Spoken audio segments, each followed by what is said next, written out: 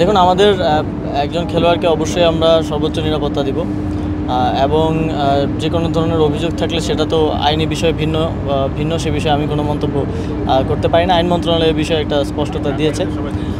আমরা সাকিব আল হাসানের নিরাপত্তার কথা ইতিমধ্যে বলেছি এবং সেটা আমরা নিশ্চিত করব এবং আমিও ব্যক্তিগতভাবে চাই এরকম একজন প্লেয়ার যার দেশের জন্য এত অর্জন রয়েছে তিনি বাংলাদেশেই তার যেহেতু টেস্ট শেষ করতে চাচ্ছেন সে ফেয়ারওয়েলটা পাক, এটা আমার আশা থাকবে।